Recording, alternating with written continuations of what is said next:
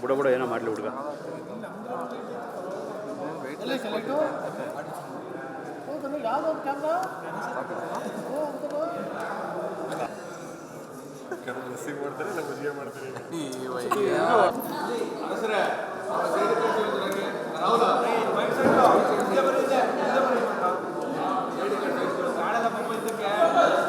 ರಾಹುಲ ರಾಹುಲ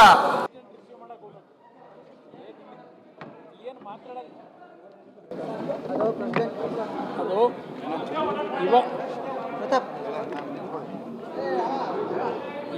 ಇವತ್ತಿನ ದಿನ ಸ್ವಲ್ಪ ಸುಮ್ಮನಿರಪ್ಪ. ಇವತ್ತಿನ ದಿನ ಗೌರವಾನ್ವಿತ ದೇಶದ ರಾಷ್ಟ್ರಪತಿಗಳು ಮಳವಳ್ಳಿಯಲ್ಲಿ ನಮ್ಮ ಸುತ್ತೂರು ಕ್ಷೇತ್ರದ 1066ನೇ ಜಯಂತ್ಯೋತ್ಸವ ಶಿವರಾತ್ರಿ ಸ್ವಾಮಿಗಳ ಆ ಕಾರ್ಯಕ್ರಮದಲ್ಲಿ ಭಾಗವಹಿಸ್ಲಿಕ್ಕೆ ಬರ್ತಾ ಇದ್ದಾರೆ. ಆ ಒಂದು ಮಂಡ್ಯ ಜಿಲ್ಲೆಯ ಪ್ರತಿನಿಧಿಯಾಗಿ ಮತ್ತು ನಾನೇ ಖುದ್ದು ಗೌರವಾನ್ವಿತ ರಾಷ್ಟ್ರಪತಿಗಳಿಗೆ ಖುದ್ದು ಆಹ್ವಾನವನ್ನು ಕೊಟ್ಟಿದ್ದೇನೆ. ಅದರ ಹಿನ್ನೆಲೆಯಲ್ಲಿ ಇವತ್ತು ಕಾರ್ಯಕ್ರಮದಲ್ಲಿ ಭಾಗವಹಿಸ್ತಾ ಇದ್ದಾರೆ. ಆ ಕಾರ್ಯಕ್ರಮದಲ್ಲಿ ನಾನು ಭಾಗವಹಿಸಲಿಕ್ಕೆ ಬಂದಿದ್ದೇನೆ. ನಾನು ರಾಷ್ಟ್ರಪತಿಗಳ ಜೊತೆಲೇ ಬರಬೇಕಾಗಿತ್ತು. ಆದರೆ ಇವತ್ತಿನ ಕಾಕತಾಳೀಯ ನನ್ನ ಹುಟ್ಟದ ಹಬ್ಬ. ಆ ಹಿನ್ನೆಲೆಯಲ್ಲಿ ನನಗೆ ಆಯ್ಕೆ ಮಾಡಿರ್ತಕ್ಕಂಥ ಬೆಂಗಳೂರಿನಿಂದ ಪ್ರಾರಂಭ ಆದರೆ ಮೈಸೂರಿನವರೆಗೂ ಎಲ್ಲ ಅಭಿಮಾನಿಗಳೇ ಇದ್ದಾರೆ ನಾನು ಬೆಳೆಸಿರ್ತಕ್ಕಂಥ. ಅವರಿಗೆ ನಿರಾಸೆ ಆಗಬಾರ್ದು ಅಂತ ನಿನ್ನೆ ರಾತ್ರಿ ನಾನು ಬಂದು ಇವತ್ತು ಬೆಳಗ್ಗೆ ಬೆಂಗಳೂರಿನಿಂದ ಹೊರಟು ಎಲ್ಲ ಭಾಗದಲ್ಲಿ ಕಾರ್ಯಕರ್ತರನ್ನ ಭೇಟಿ ಮಾಡಿ ಅವರ ಒಂದು ಶುಭ ಆರೈಕೆಯನ್ನು ಸ್ವೀಕಾರ ಮಾಡಿದ್ದೇನೆ. ಮತ್ತು ಇವತ್ತು ಮಳವಳ್ಳಿ ಕಾರ್ಯಕ್ರಮದಲ್ಲಿ ಭಾಗವಹಿಸಿ ಪುನಃ ನಾನು ದೆಹಲಿ ಹೋಗ್ತಾ ಇದ್ದೇನೆ. ಅಂದರೆ ಎರಡು ವಿಷಯ ಹೇಳ್ತೀನಿ ನಿಮಗೆ. ಈ ಸರ್ಕಾರದಲ್ಲಿ ನಾನು ಮೊನ್ನೆ ಒಂದು ರಿಪೋರ್ಟ್ ನೋಡ್ತಾ ಇದ್ದೆ. 2800 ರೈತರ ಆತ್ಮಹತ್ಯೆ ಈ ಸರ್ಕಾರ ಬಂದ ನಂತರ ಆಗಿರ್ತಕ್ಕಂಥದ್ದು. ಇದರ ಬಗ್ಗೆ ಸರ್ಕಾರವೂ ಚಿಂತನೆ ಮಾಡಿಲ್ಲ. ಆ ರೈತರ ಬಗ್ಗೆ ಯಾರೂ ಕಾಳಜಿ ಹೊಂದಿಲ್ಲದೆ ಇರತಕ್ಕಂಥದ್ದನ್ನು ಕಾಣ್ತಾ ಇದ್ದೇವೆ. ಒಂದು ಸರ್ವೆ ರಿಪೋರ್ಟ್ ನೋಡಿದ್ದೇನೆ.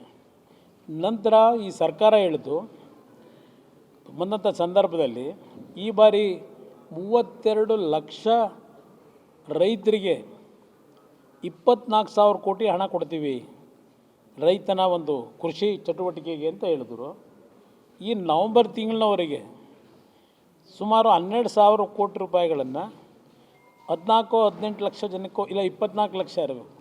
ಹಿಂದೆ ಏನಿತ್ತು ಅಷ್ಟಕ್ಕೆ ಮಾತ್ರ ಸೀಮಿತ ಮಾಡ್ಕೊಂಡಿದ್ದಾರೆ. ಇದು ಈ ಸರ್ಕಾರ ಎಲ್ಲೆಲ್ಲಿ ವೈಫಲ್ಯತೆಗಳಿದೆ, ಜೊತೆಗೆ ಭ್ರಷ್ಟ ವ್ಯವಸ್ಥೆ ಅಂತಕ್ಕಂಥದ್ರ ಬಗ್ಗೆ ನನಗೆ ಚರ್ಚೆ ಮಾಡಲಿಕ್ಕೆ ಹೋಗಲ್ಲ. ನಾನು 20ನೇ ತಾರೀಕು ಮೇಲೆ ನಿಮ್ಮನ್ನು ಮತ್ತೆ ಭೇಟಿ ಮಾಡ್ತೀನಿ, ಸುದೀರ್ಘವಾಗಿ ಆಗಿ ಮಾತಾಡ್ತೀನಿ. ದಯವಿಟ್ಟು ಕ್ಷಮಿಸಬೇಕು ನನಗೆ, ಏಕೆಂದರೆ ಭಾಳ ವಿಷಯಗಳಿದೆ ಮಾತಾಡಲಿಕ್ಕೆ. ನಾನು 20ನೇ ತಾರೀಕು ನಂತರ ಬರ್ತೀನಿ. ನಿಮ್ಮೆಲ್ಲರ ಜೊತೆಯಲ್ಲಿ ನಾನು ಕೆಲವು ಭಾವನೆ ಹಂಚ್ಕೋತೀನಿ.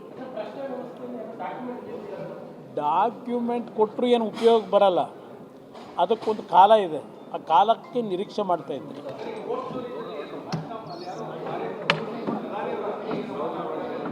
ಈಗ ಇಲ್ಲೇನೋ ದ್ವೇಷ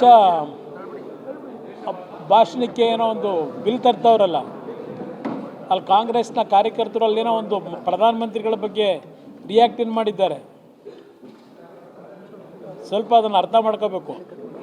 ಇವರು ಇಲ್ಲಿ ತರ್ತಾ ಇರತಕ್ಕಂಥ ಈ ಬಿಲ್ಲು ವಿರೋಧ ಪಕ್ಷಗಳ ಬಾಯಿ ಮುಚ್ಚಿಸ್ಲಿಕ್ಕೆ, ಅದನ್ನು ಬಾಯಿ ಮುಚ್ಚಿಸ್ಲಿಕ್ಕೆ ಆಗಲ್ಲ. ನೋಡಿ, ನಾನು ನೋಡಿದ್ರೆ ಹೇಗೆ, ನಾನು ವಾಯ್ಸ್ ನೋಡಿದ್ರೆ ಹೇಗನ್ನಿಸ್ತದೆ. ನಿಮ್ಮೆಲ್ಲರ ಶುಭ ಹಾರೈಕೆಯಲ್ಲಿ ಚೆನ್ನಾಗಿದ್ದಾನೆ. ಮುಂದಿನ ದಿನಗಳು ಒಂದು ಹೋರಾಟಕ್ಕೆ ವೇದಿಕೆ ಸಿದ್ಧ ಮಾಡಿ.